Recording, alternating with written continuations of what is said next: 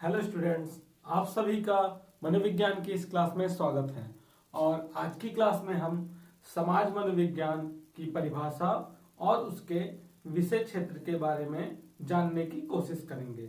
यह समाज मनोविज्ञान की दूसरी वीडियो है और इससे पहले की वीडियो में हमने यह देखा था कि समाज मनोविज्ञान के अंतर्गत हम किन किन टॉपिक्स का अध्ययन करेंगे। तो अगर किसी स्टूडेंट ने पहले की वीडियो ना देखी हो तो वह एक बार वीडियो अवश्य देखें, क्योंकि जिससे उन्हें इस वीडियो के बारे में पता चल जाएगा कि इस वीडियो में हम क्या पढ़ेंगे और अगली वीडियोस में हम क्या पढ़ने वाले हैं। तो स्टार्ट करते हैं आज की क्लास। आज हम पढ़ रहे हैं समाज मनोविज्ञान की परिभाषा एवं उसका कार्यक्षेत्र, यानी definition and scope of social psychology. तो इसके बारे में बात करने से पहले एक बार हम फिर से यह जानें कि समाज मनोविज्ञान है क्या। समाज मनोविज्ञान मनोविज्ञान की एक अत्यंत महत्वपूर्ण शाखा है, जिसके बारे में सबसे पहले एमसी मैकडूगल ने अपनी पुस्तक इंट्रोडक्शन टू सोशल साइकोलॉजी में बताया। यह पुस्तक 1908 में पब्लिश्ड हुई और उसके बाद मनोवैज्ञानिकों की रुचि समाज मनोविज्ञान की तरफ काफी ज्यादा बढ़ी। तो एक तरीके से हम समाज मनोविज्ञान के फादर के रूप में विलियम मैकडूगल को जानते हैं। और फिर आगे अब हम बात कर रहे हैं समाज मनोविज्ञान की परिभाषाओं की। तो समाज मनोविज्ञान को मनोवैज्ञानिकों ने अलग अलग तरीके से परिभाषित करने की कोशिश की। अगर हम एक आम विचारधारा की बात करें तो उसके अंतर्गत यह माना गया कि समाज मनोविज्ञान में हम समाज में रहने वाले व्यक्तियों का अध्ययन करते हैं। वह व्यक्ति आपस में एक दूसरे से कैसे व्यवहार करते हैं, एक दूसरे को कैसे प्रभावित करते हैं, इन सारी गतिविधियों का अध्ययन समाज मनोविज्ञान के अंतर्गत किया जाता है। एक बार यहाँ पे ये ध्यान देने वाली है कि जो बीए सेकेंड ईयर के स्टूडेंट हैं उनके लिए खासकर यह वीडियो इम्पोर्टेंट है, क्योंकि उन्हें इस बार थ्योरी पेपर आएंगे, उनको रिटन एग्जाम देना पड़ेगा, उनको लिखना पड़ेगा। इसीलिए मैंने परिभाषाओं को यहाँ पर नोट डाउन कर दिया है ताकि वो यहाँ से उनको उतार सके, उनको नोट कर सकें और अपनी तैयारी को और अच्छे तरीके से कर सकें। तो सबसे पहली परिभाषा हम देखते हैं जो कि थी क्रैचफील्ड तथा बेलेची की। इन्होंने क्या बताया? इन्होंने बताया कि समाज मनोविज्ञान समाज में व्यक्तियों के व्यवहारों के अध्ययन का विज्ञान है।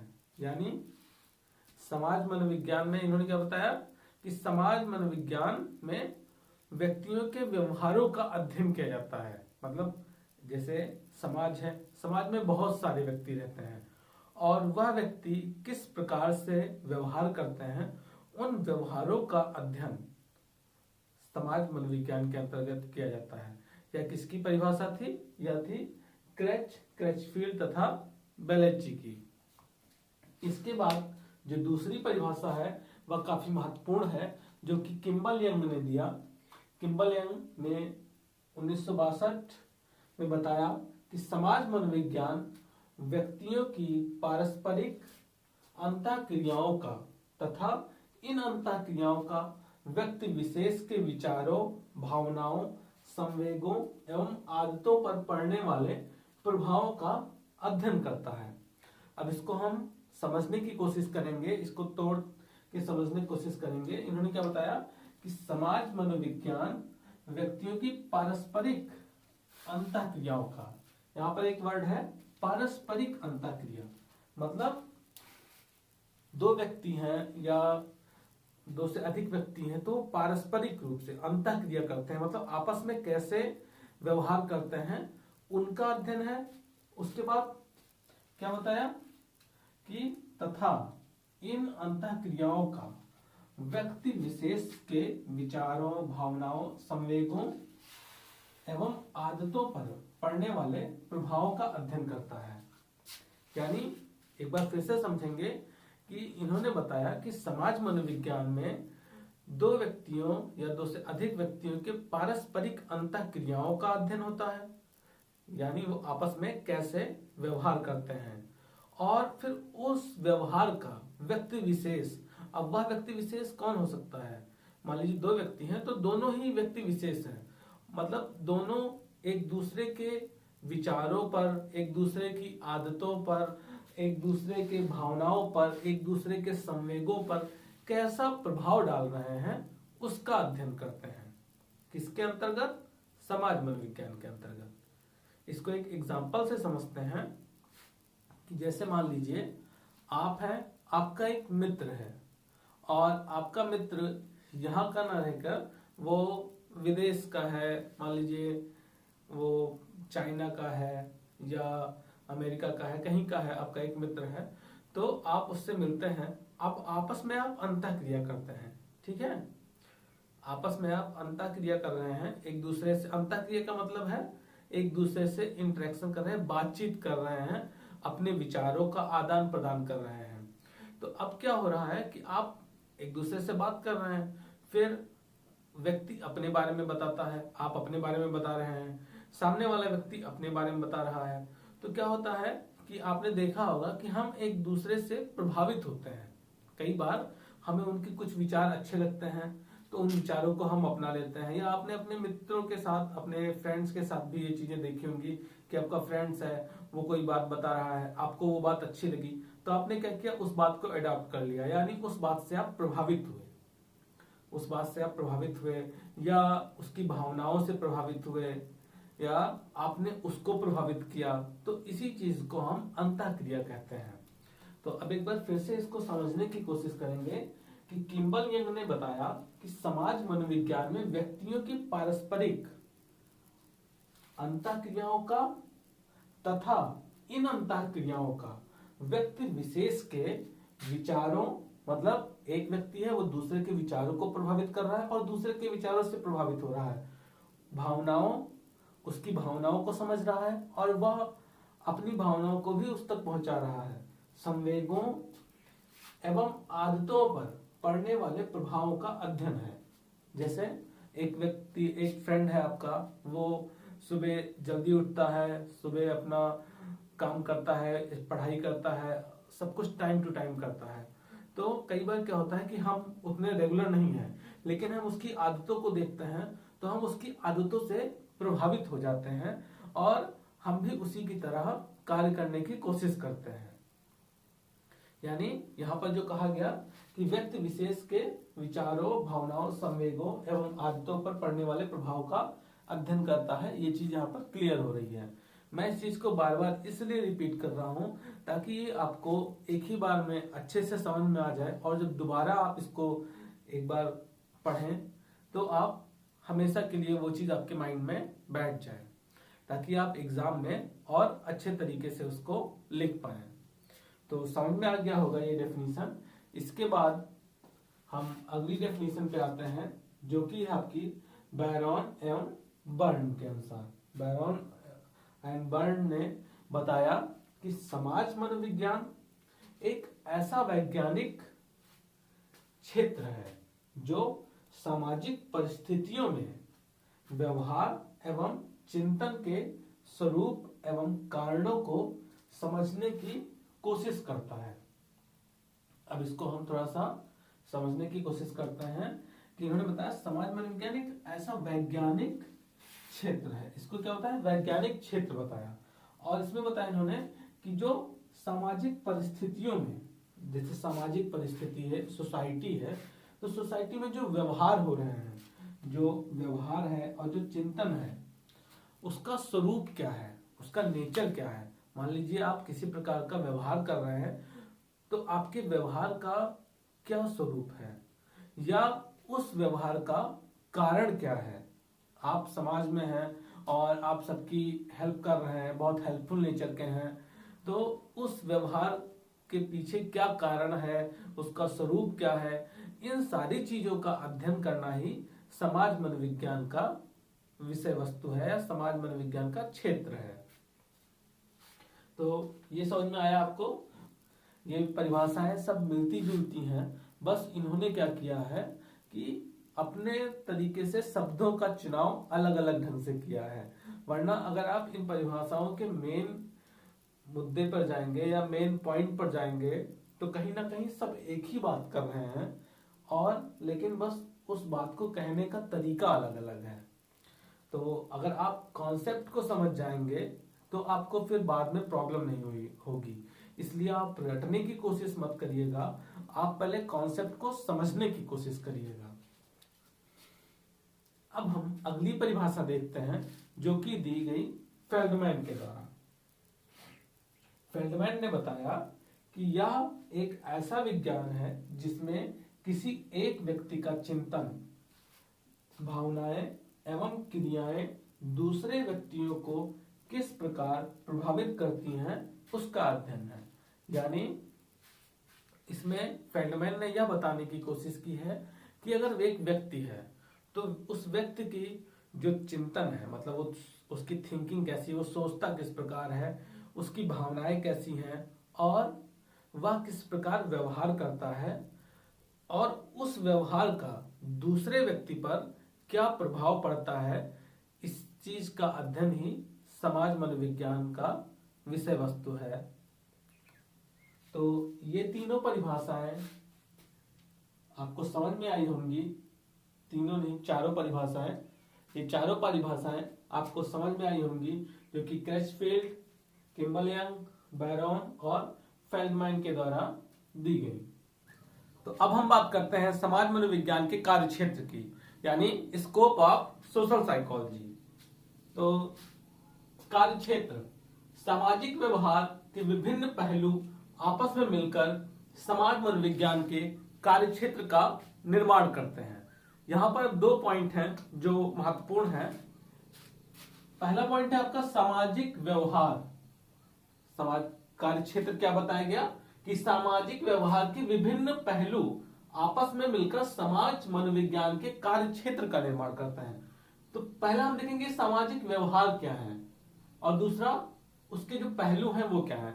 सामाजिक व्यवहार के विभिन्न पहलू, यानी जो समाज के अंतर्गत व्यक्ति रहते हैं और व्यक्ति जो आपस में व्यवहार करते हैं, एक दूसरे से अंतःक्रिया करते हैं, वो किन किन पहलुओं के अंतर्गत करते हैं, उनका अध्ययन करना ही समाज मनोविज्ञान का कार्यक्षेत्र है। जैसे मनोवृत्ति हो गया, सामाजिक प्रत्यक्षण हो गया, या इसके बाद अभी हम पढ़ेंगे लीडरशिप हो गया, नेतृत्व हो गया, इसके साथ साथ सोशल इन्फ्लुएंस यानी सामाजिक प्रभाव या परोपकारिता, ये सारी चीजें क्या है, ये सब समाज मनोविज्ञान के कार्यक्षेत्र के अंतर्गत आते हैं। क्यों? क्योंकि इसमें बात किया गया सामाजिक व्यवहार। अब ये सब क्या है, ये सब एक सामाजिक व्यवहार है, उसके सामाजिक व्यवहार के विभिन्न पहलू हैं और इनका ही अध्ययन करना समाज मनोविज्ञान का कार्यक्षेत्र है। तो सबसे पहले बात करते हैं हम मनोवृत्ति यानी एटीट्यूड की। आपने एटीट्यूड के बारे में बहुत सुना होगा और आपने बहुत बार इस वर्ड का यूज भी किया होगा कि उसके अंदर तो बहुत एटीट्यूड है, मेरा वो फ्रेंड है उसके। लेकिन ज्यादातर क्या है, ज्यादातर टाइम पर जो एटीट्यूड की मीनिंग निकल के आती है वो निगेटिव निकल के आती है।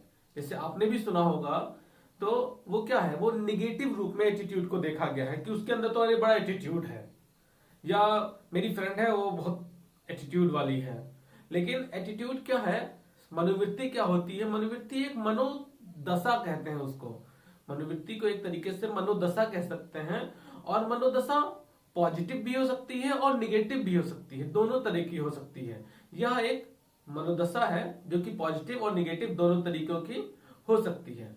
अब एटीट्यूड की यहाँ पर हम एक ब्रीफ इंट्रोडक्शन लेंगे, एटीट्यूड का एक संक्षिप्त परिचय लेंगे, क्योंकि एटीट्यूड का आपका आगे पूरा चैप्टर है, तो वहां पर हम एटीट्यूड के बारे में डिटेल में अध्ययन करेंगे। तो यहाँ पर हम देख रहे हैं एटीट्यूड के तत्वों के बारे में, मनोवृत्ति के तत्व के बारे में। मनोवृत्ति में मुख्य रूप से 3 तत्व बताए गए।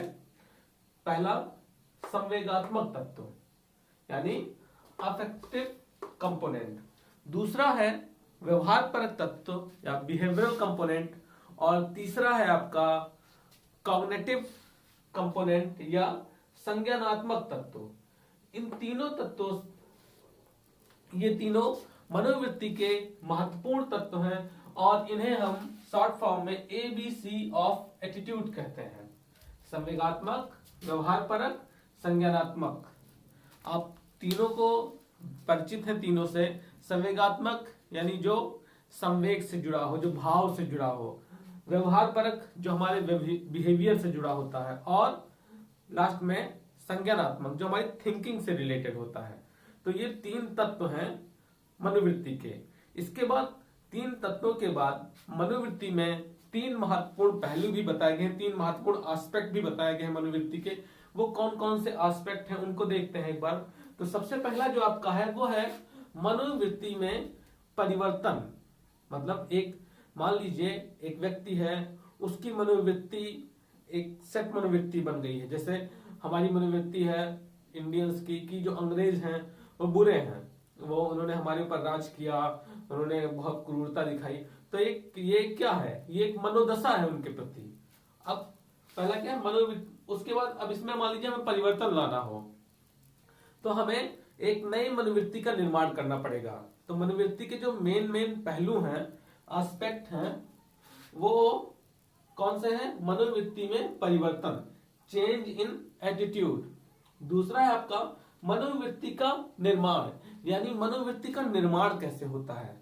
इसमें हम जब एटीट्यूड चैप्टर पढ़ेंगे तो वहां पर देखेंगे कि मनोवृत्ति में हम कैसे परिवर्तन कर सकते हैं, उसका कैसे निर्माण कर सकते हैं। मान लीजिए एक नई मनोवृत्ति का निर्माण करना है। जैसे एक व्यक्ति आया जिसके बारे में आप अभी तक कुछ नहीं जानते हैं, तो आप क्या करेंगे? हम क्या करते हैं, उसके बारे में एक नई मनोवृत्ति का निर्माण करते हैं। अब वो मनोवृत्ति कई बार पॉजिटिव भी हो जाती है और कई बार निगेटिव भी हो जाती है। जैसे कोई व्यक्ति आया, अब उसको आप देख के ही एक अजीब सा लगता है, मतलब लगता है कि यार ये तो अपने टाइप का नहीं है, या इसकी जो थॉट प्रोसेस है हमारी थॉट प्रोसेस मैच नहीं करती। तो ये सब क्या हो गया, ये अपने आप से एक निर्माण हो रहा है मनोवृत्ति का। तो मनोवृत्ति में परिवर्तन, चेंज इन एटीट्यूड, मनोवृत्ति का निर्माण, और फिर मनोवृत्ति का मापन, यानी मनोवृत्ति का हम मापन कैसे करते हैं। अब ये भी जब हम चैप्टर पढ़ेंगे तो उसमें हम देखेंगे, इसमें मेनली 2 तरीके बताए गए हैं मापन के। पहला है लिकर्ट मापनी और दूसरा है थर्स्टन मापनी। इन दोनों की सहायता से हम मनोवृत्ति को माप सकते हैं। और जहां तक मुझे पता है कि आपके जो सेकेंड ईयर के प्रैक्टिकल्स हैं उसमें आई थिंक मनोवृत्ति का एक प्रैक्टिकल भी है जिसमें आप अपने एटीट्यूड को मेजर भी कर सकेंगे। अगला हमारा कार्य क्षेत्र है सामाजिक प्रत्यक्षीकरण। इसके अंतर्गत हम यह देखते हैं कि समाज में जो व्यक्ति रह रहे हैं वो एक दूसरे के प्रति कैसे जागरूक होते हैं। इसके अंतर्गत हम समाज में रह रहे व्यक्तियों की प्रेरणा, उनके इच्छाओं और उनकी मनोवृत्तियों के बारे में जानकारी प्राप्त करने की कोशिश करते हैं। एक बार देखते हैं हम सामाजिक प्रत्यक्षीकरण यानी सोशल परसेप्शन। इसमें हम दूसरे व्यक्ति यानी जो समाज में व्यक्ति रह रहे हैं उनकी बात की जा रही है। दूसरे व्यक्तियों की प्रेरणा, मतलब उनके अंदर जो मोटिवेशनल फैक्टर है वो किस चीज से मोटिवेट होते हैं किसी काम को करने के लिए, उनको जानना। उनके अंदर कौन सी इच्छाएं हैं उनको जानना, और उनकी मनोदशा कैसी है उनको जानना। इन चीजों के बारे में जानकारी प्राप्त करने की क्षमता को सामाजिक प्रत्यक्षीकरण कहते हैं। इसके 3 महत्वपूर्ण एस्पेक्ट बताए गए, 3 महत्वपूर्ण पहलू बताए गए। पहला है आपका व्यक्तिक प्रत्यक्षीकरण, व्यक्तिक प्रत्यक्षण यानी पर्सन परसेप्शन। एक व्यक्ति दूसरे व्यक्ति के बारे में क्या परसेप्शन है उसका, वो चीज। इसके बाद आपका आता है गुणारोपण यानी एट्रीब्यूशन, और तीसरा है आपका शाब्दिक संचार यानी नॉन वर्बल कम्युनिकेशन। ये चीजें हम सामाजिक प्रत्यक्षीकरण हुआ या मनोवृत्ति हुआ, इनका मैं एक बार फिर से बता रहा हूं आपको कि इनको हम आगे डिटेल में अध्ययन करेंगे। यहाँ पर हमें इन्हें केवल संक्षिप्त में समझना है, जो कि हम समझ चुके हैं। तो इस वीडियो में इतना ही। इसके बाद नेक्स्ट वीडियो में हम कार्यक्षेत्र के बचे हुए पॉइंट्स के बारे में डिस्कशन करेंगे। धन्यवाद।